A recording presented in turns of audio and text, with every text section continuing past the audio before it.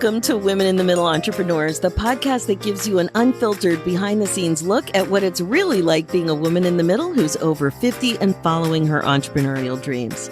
Grab a superhero cape, girlfriend, because you deserve one.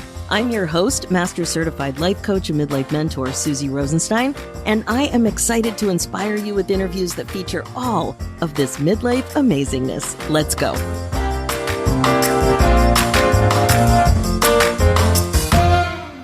Hey there, welcome back to the show. We have another really exciting interview ahead of us about resilience and being a big believer in it's never too late to be incredibly successful. Today, you're going to be meeting Brenda Florida, a woman in the middle entrepreneur who coaches growth-minded people who want to get unstuck. Welcome to the show, Brenda. Thanks so much for joining us today. Thank you, Suzy, for having me. I'm thrilled to be here. Me too, and I learned something new already. You're not from Florida, which I thought for years. I thought Brenda's from Florida. But no, you're from California. I am. It's just my last name. You have the best last name. Well, I know we're going to have some laughs and some great conversation about your midlife entrepreneur story. We're going to be talking about your business and what's going really well, and also what midlife issues might be, causing a couple of hiccups here or there, might be getting in your way, might be challenging in life as well as being a business owner. So let's get things started. If you could tell us how old you are, how long you've been an entrepreneur, and of course, what it is that you do in the world. Yes. Well, I am 63, unapologetically. I just had my birthday. Happy birthday. Thank you. Thank you. And really, you could say my entrepreneurial journey started when I was in my 20s. So I got married very young, right out of high school, and had my first child a year later. And then 3 more in quick succession. And also during that time while I was having babies, we were also franchising with Domino's Pizza. So my husband at the time, he and I opened our first store. I must have been 22. Oh my! And had just had my second baby. And so anyway, we had those for several years, then sold them. And then I went into real estate, which is very entrepreneurial, but most of my real estate career, which takes me up until about the time I'm 50, I was in leadership. So I was an employee. So it's a very entrepreneurial world, but I had a steady paycheck and benefits and vacation time, some of the things that most of us as entrepreneurs don't think of as going with the job, right? So I had that, but it was a super great training ground for me because I was so young still when I did that to add to my business acumen. I got some of it in Domino's, but I was also having a lot of babies and distracted with a lot of other things. But real estate really helped me grow that. It's a very difficult business for the office owner or broker, as most states would call it, to make money. So I learned a lot because you're splitting that commission with agents. And so the broker doesn't retain a lot of it or they start losing their agent. So we don't have to go into the difficulties of real estate exactly, but just to say, when I look back, it was a really important part of my entrepreneurial journey because I learned how to really focus on the things that create profit versus revenue or sales. Wow, that's a big one. Yes. So that was great for my learning curve. And then in my 50s, I was really just kind of burned out on real estate. I really wanted to get into coaching. So being a life coach. I followed at the time Dr. Martha Beck, and she had a really robust coaching program. And so I got into that. And during my 8 months of training to be a coach, I was living with a man who I'd been in a relationship with for a couple of years, thought this was going to be my last one. Take me out in a casket, relationship. And in just a couple of weeks, we don't have to sideline on this, but it was very apparent to me that he was abusive emotionally and sexually. And so I got out of that in a hurry, but I had quit my job. He had agreed to support me while I was in coach training. And so I had quit my job in real estate. I'm doing my coach training and all this. And then he was going to support me as I started my practice.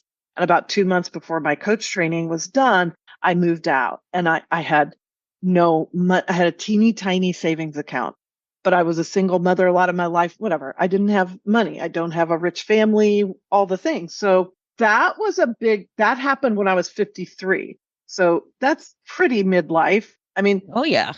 I definitely see myself living to 100, and there's a part of me that's just in denial about being in midlife at 63, let You alone know at what, Brenda? 50. I think of midlife as age and stage.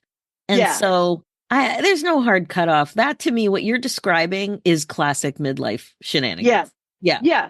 Now, the beauty is my kids are grown. I mean, in certain ways, to your point, I hit my midlife very young exactly. because I was 45 when my youngest child went to college. Wow. So there were a lot of things that were very fun about that. I was single, and we could have a whole podcast on that. But anyway, back to the entrepreneurial journey.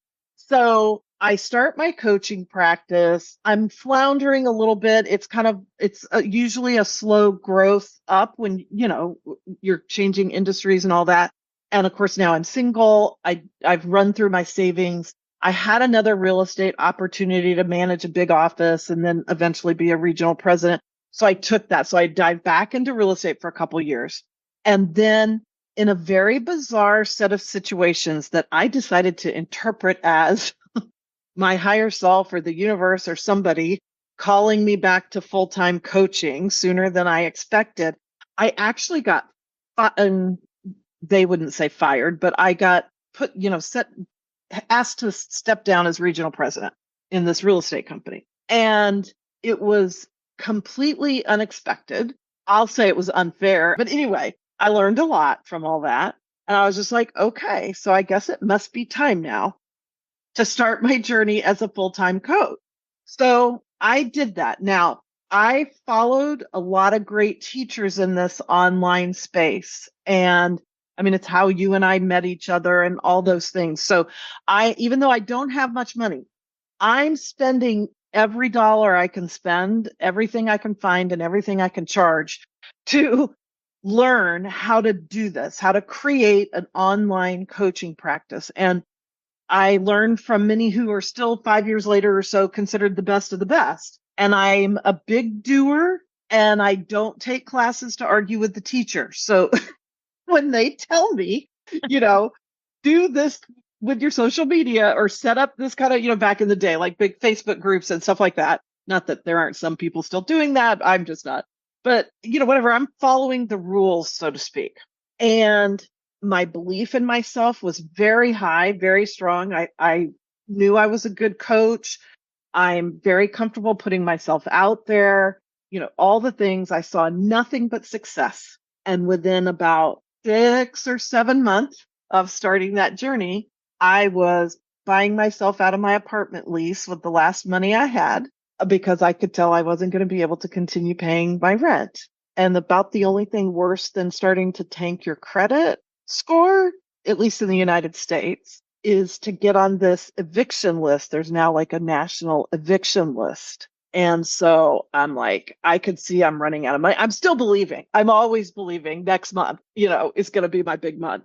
But I'm like, I got to get myself out of here. And I'm just going to go be, I set up this very romantic, sort of wonderful fantasy of being a vagabond for a while. And at the time I was in Pennsylvania and I had wanted to come to Southern California, which is where I'm originally from.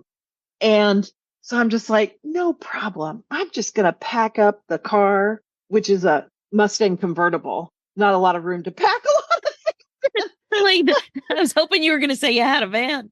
No, I had a Mustang convertible. I still have it that I love.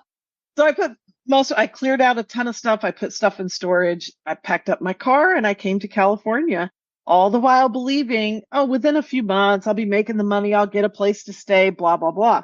Well, no. And it started a period of time that was about 2.5 years where I did not have a home. I mean, you can use the word homeless. People have different interpretations of that. I didn't ever have to sleep in my car. I didn't ever have to go to a shelter. Sometimes I stayed with family. Sometimes I found great house sitting gigs. I did a lot of cheap Airbnbs. I never shared a bedroom with anybody, but plenty of bathroom sharing, which is just gross to me. If you love that, I don't mean any criticism or judgment to it. It's just not my lifestyle to share a bathroom with a stranger. So anyway, that was incredibly stressful. Not Wow, Brenda, having, I'm stressed hearing this story. I didn't know this. I mean, I knew you were out and about, but I had no idea. And it's interesting that, things were bad and then they got We're, bad again or worse. Yeah. And then it didn't correct right away. But your belief, you're so bubbly, you're so up. And Mhm. thank God you had that. Yeah. And it's why a lot of people, I wasn't trying to hide what was going on with me. I've always been out on social media in a lot of ways. I wasn't trying to hide what was going on for me, although I also wasn't coming on my worst day, whining and complaining. I'm a life coach, but I was doing so much internal work that I really could show up in, because this bubbly self that you hear today is my authentic self. And Hmm. I didn't lose her just because my circumstances got really horrible. Now, also, now I'm like 57, 58, 59. Like those are the years in my, numeric trajectory. And when I started living with this guy back when I turned 50, I thought I'm never going to have to reinvent myself again. I had reinvented myself several times. I'm just like, I'm done. I don't have to do any more starting over in my life. And here I was, starting over in a super challenging way.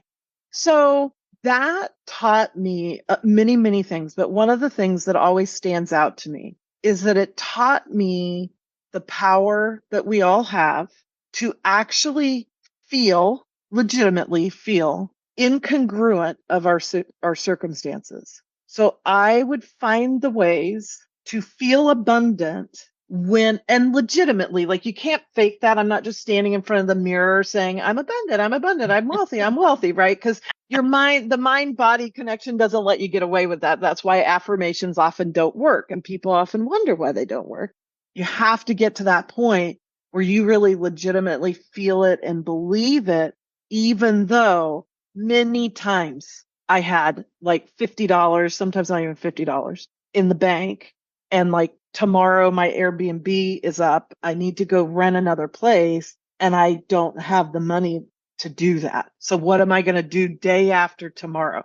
It was absolutely the most stressful So time of my stressful. life You know what and else is popping out though? You disorienting. know what else is popping out though? Yeah. I'm still hung up on, not hung up, but reflecting on how quickly you recognized that you were in an abusive situation and corrected it. Mm, yeah.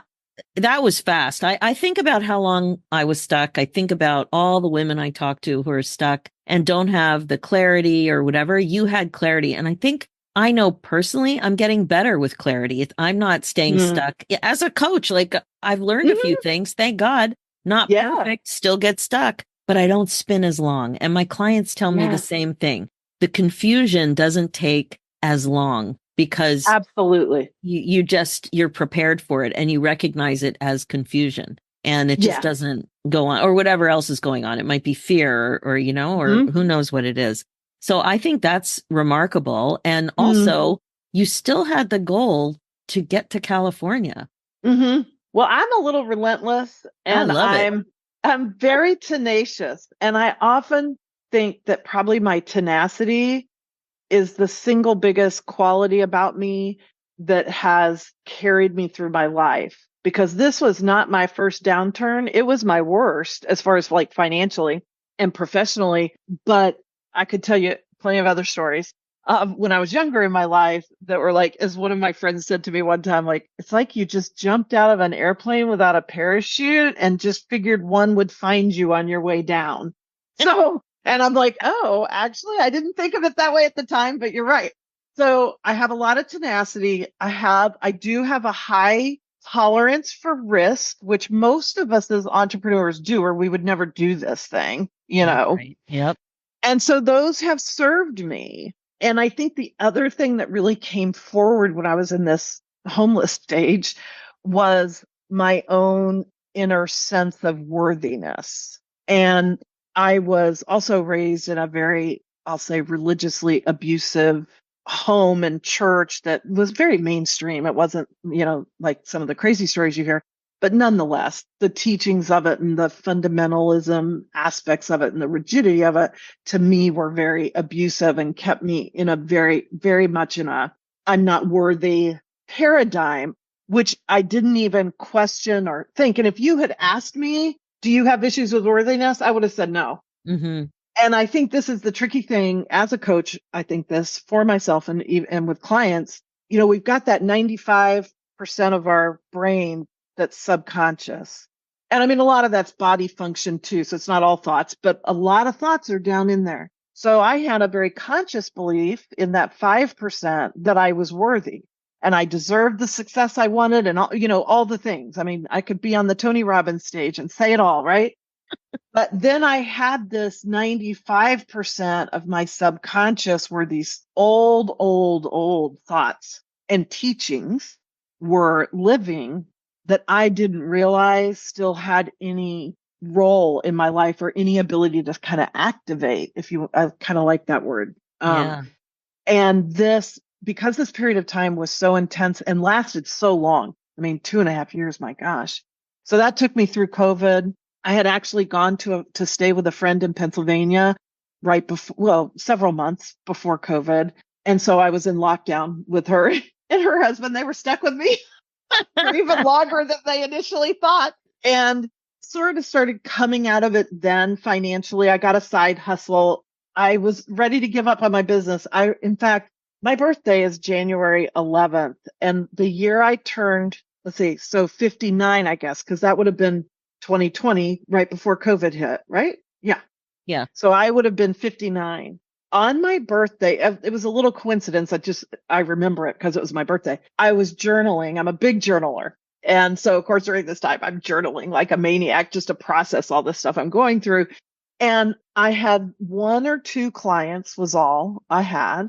And I just had this what felt like come to Jesus moment of like, I don't have a business. I can say I have a coaching practice, but I have this one client I remember for sure, one or two. What am I doing? And I fell into a very dark hole of despair because my coaching practice was like my ultimate dream. And it's so for me, and I know it is for you, and I think many coaches, it's a very purpose driven type of work. And so I felt like, oh my gosh, my whole life has come together where I'm doing something I love. I'm really good at it. People's lives that I am working with, they're really changing. And this is it. This is the pinnacle of how I can put my gifts out in the world. But I only had one or two clients. And so I all but gave up on it. I started trying to go back into real estate full time again. And thankfully those didn't happen. Then the lockdown came in many states, Pennsylvania, which is where I was, it wasn't even an essential service. And so it totally shut down for a couple months. But anyway, I got a little side hustle that just gave me a little breathing room with some money coming in. And then another client or two came and I was like, oh, I guess I am in business.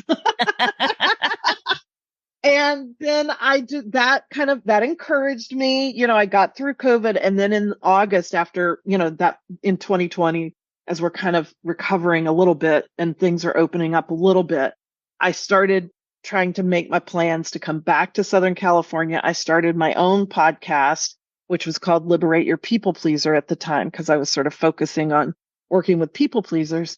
And then just one by one, it started coming together. But it was still a year, 11 months before I could sign a lease on an apartment. So what? I'm not surprised. I think it's not real. Like what people think about the time it's going to take. Yeah. If you don't have a backup plan or live with somebody or somebody supporting you in some way, I think it's unrealistic. You're literally starting from scratch. Like some people are in the same field. Like if you would have been a coach for real estate agents, for example, you would have had something that you could have started with. And that is even something. Or if somebody has money to help you with advertising or just to worry about the rent, you don't need to worry about the rent. Like any of those things. Anything. You had none of those things. I had nothing. Yeah. I had no savings account, no trust fund, no wealthy, no parents I could go borrow from or whatever. And, no spouse or anything like that contributing to my income. And so, I was very unrealistic in a positive thinking sort of way that I would build this 6-figure coaching practice in a year easy, But you're right. It was all organic. I had no money for marketing. I mean, not a dollar. When you're hardly buying groceries and you have no place to live, you're not spending money on marketing. No, it's You know, amazing that you kept your positive attitude, honestly.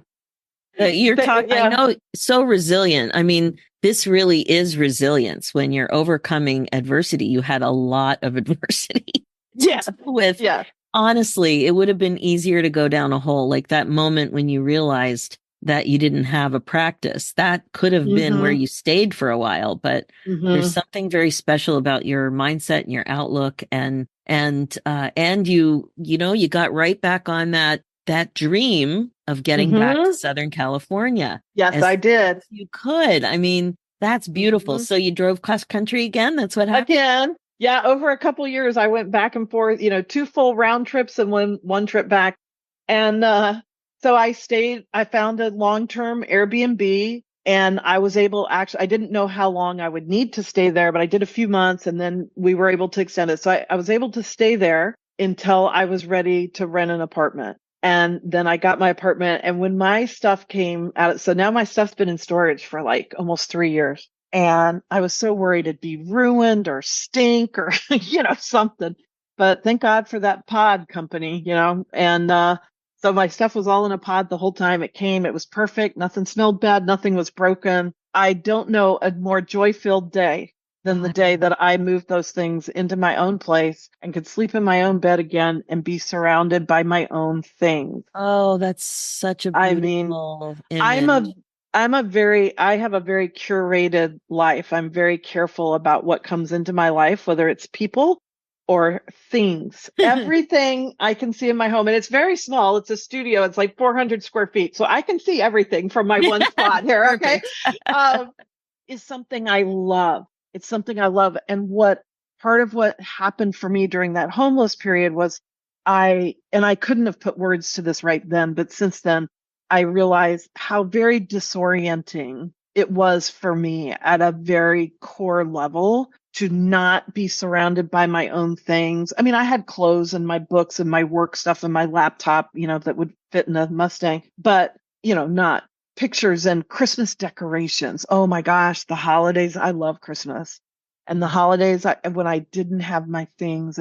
And so it's just been almost a high for the 2.5 years now that I've been here because I'm very close to the beach. I did choose to be house poor and live at a place that's, more expensive than if I lived 15 miles inland, but being next to the beach, that's how I survived all that. Most of the time when I was home, except when I was in Pennsylvania, I was in San Diego. I had some friends there. I did my Airbnbs there. And I felt like my number one job during that whole 2.5 years was first thing in the morning, however long it took, to get myself back into my authentic nature, who knew somehow this was going to be okay, who would be able to tap into that abundance, to tap into joy, to tap into love, right?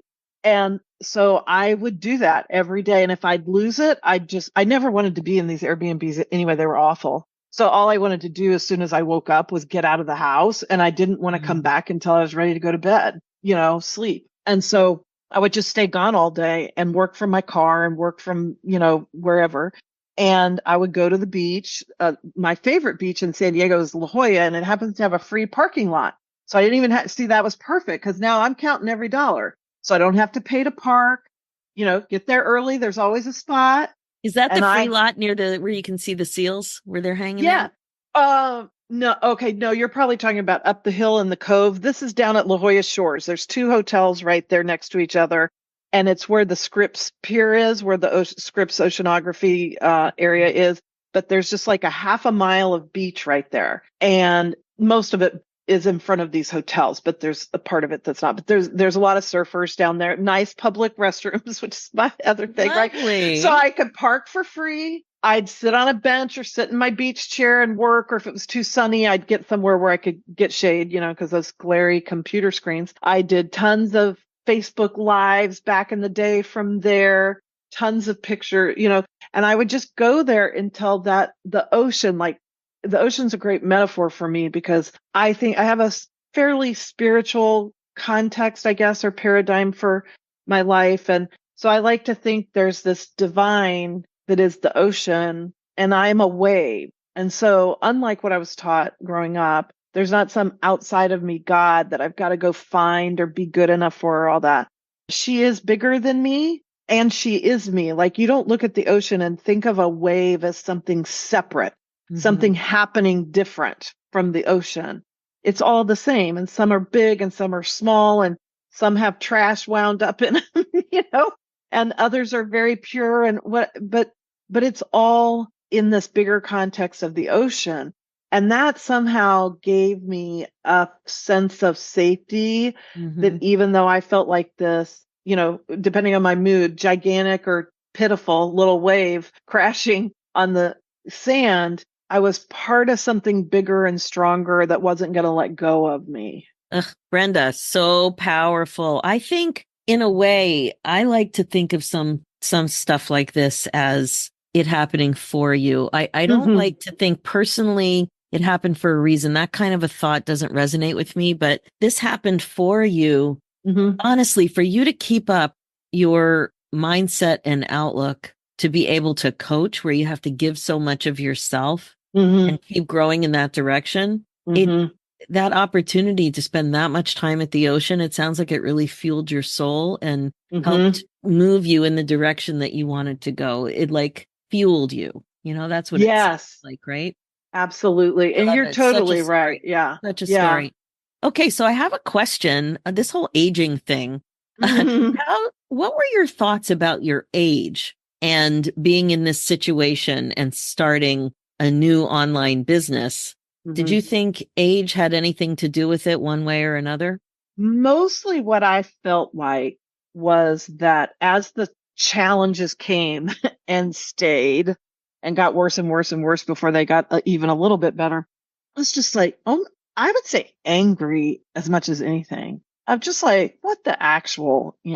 Yeah. I have worked so hard all my life. I've checked so many boxes. I've tried so hard to do so much inner work, like all these, like, how is at this point in my life, how is everything I'm doing not working? And I know I'm doing the right things, quote unquote, right? On paper, you're doing On everything paper, I'm the doing wiser, everything successful people have guided you to do. had Yeah. guided me to do. And I'm keeping my attitude up, most of the time. And Unbelievable. like, what else are you supposed to do? Whether you're thinking of law of attraction stuff or just like hardcore sales funnels, I don't care. I had learned it all. I wasn't intimidated by technology at all. That was another blessing, probably, of real estate, because it's an industry that's always had to. And I like it. I'm not, whatever. I'm just not naturally intimidated by it. So yeah, but that comes up a lot on this podcast. It's not just learning new technology, but then once you have technology, it keeps changing. And so there's a lot of pressure You've to, got to upgrade and change with it. Just like I don't do anything on Facebook anymore, except my Instagram stuff, posts over on my business page. I'm only on Instagram. I have a TikTok account. I haven't gotten myself into figuring out the whole, figuring out. I get it. I just don't want to do another channel right now. Yeah. So I'm choosing to solely stay on Instagram. But there was a thing with my age. Very much I had to work with the thought that it's too late. Oh, really? I mean, 100%. When I'm in my late 50s and falling flatter on my face than I ever have in my whole life, there was absolutely a part of me who wanted to give up. And I mean, in truth, I think what this would be labeled as suicidal ideation. I did a fair amount of fantasizing how I could have some sort of car accident or something so that I could die. But you got to make sure you're not just injured, right? That'd be the worst thing. Then wake up in a hospital room with the hospital bills to pay.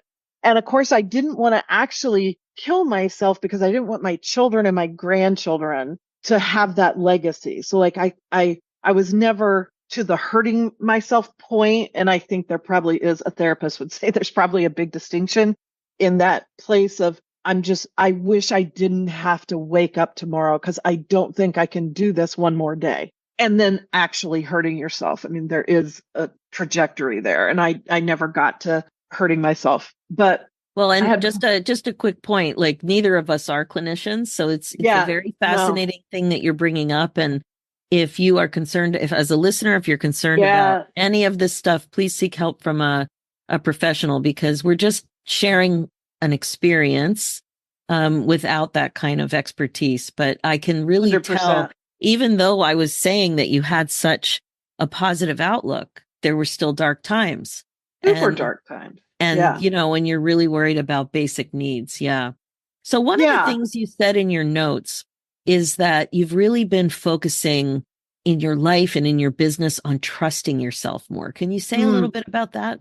yes, because I think part of the midlife thing beyond once I get past and it still can, sneak up on me that I'll have that. It's just too late. Now I'm 63 and I still don't have, the business that I want. It's a lot better, but I want more, and I'm probably in a lot of ways more ambitious and more driven than I feel like I've ever been.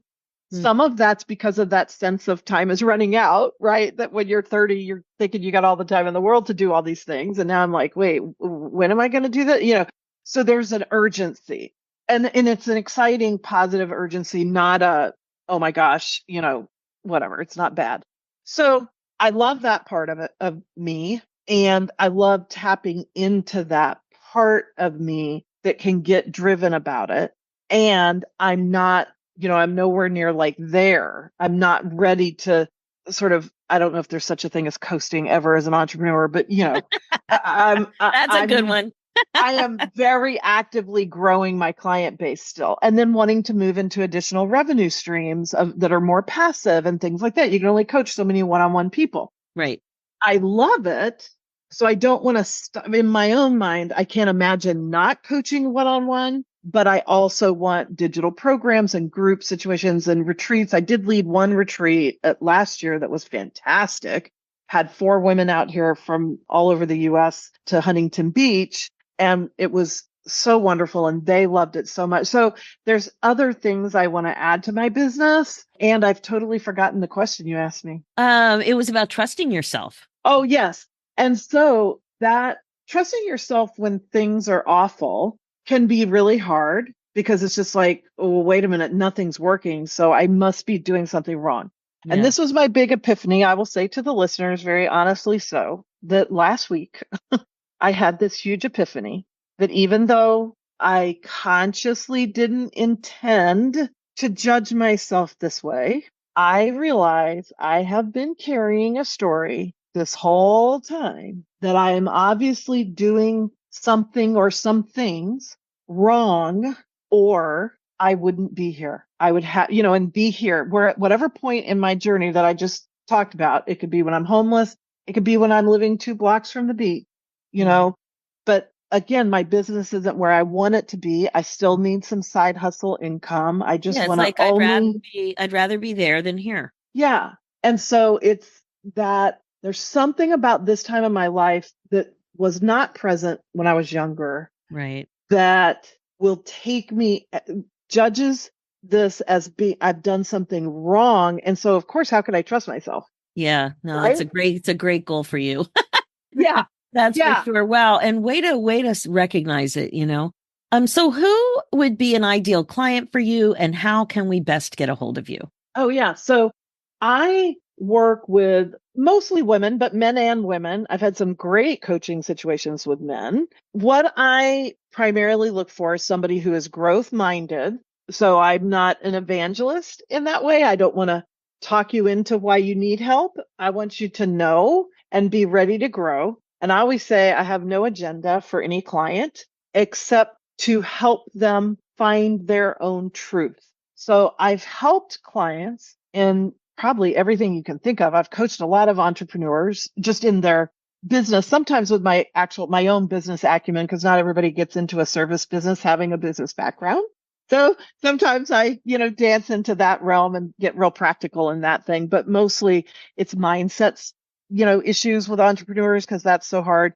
People changing careers, people trying to decide whether to leave a relationship like their marriage, people getting into dating, all the things, because mindset and this ability to think and feel, to identify, then be able to think and feel how we want to be instead of maybe what's being mirrored back to us is so powerful. It doesn't matter what area of your life you need that in. If you want that, I can coach you into that. And so I know sometimes from a marketing standpoint, that does me like a disservice. I've had people say like, no, just get a niche. Like, that's why I only did people pleasers for a while. And then I had so many of my clients who were like, why does your stuff only say you work with people pleasers? Because I mean, yeah, we talk about that, but you've helped me with all these other things, you know? And so I've kind of gotten away from that over the years to my detriment or betterment. I'm not sure, but it is that growth-minded person who is really ready. I'm very pragmatic. I'm practical. So I love the big concepts like, you know, the metaphor, the divine and the ocean and the wave and all that is like big concept stuff. But then it's like, but how do I get there? How do I get there? Yeah. And I am right in that intersection of aspiration and practicality. That's a beautiful thing. So how can we get a hold of you? You can find me on Instagram. I am Brenda Florida Coach. So you got to add the coach to it. Brenda Florida Coach on Instagram. And then my website is just brendaflorida.com. Amazing. Okay, Brenda, thank you so much. Oh my gosh, you have quite a story and I'm full of I just think you're amazing. And thank you so much for sharing it, but really to overcome what you have overcome with a smile on your face and such a positive outlook on life. It's a beautiful thing. So thank you so much for joining us today. Thank you for having me, Suzy. All right, that is it for now. If you're listening and loving what you hear, please like and subscribe. Reviews are great too and much appreciated. And if you're a woman in the middle who's 50 or over and an entrepreneur and would also like to come on the show, please go to www.midlifeinterviews.com and fill out an application. We'd love to have you on to share your story. Thanks so much for listening. It's never too late for you to put yourself on your agenda. I'm Suzy Rosenstein, and I'll talk to you again soon. Now, real quick before we say goodbye, if you are connecting with this show, I'd love to invite you to a happiness breakthrough coaching session. It's my laser-focused coaching call that will help you get clear about what's getting in your way as a woman in the middle entrepreneur and confident about your next steps to more happiness in your next chapter. Head over to www.nextchapterbreakthrough.com.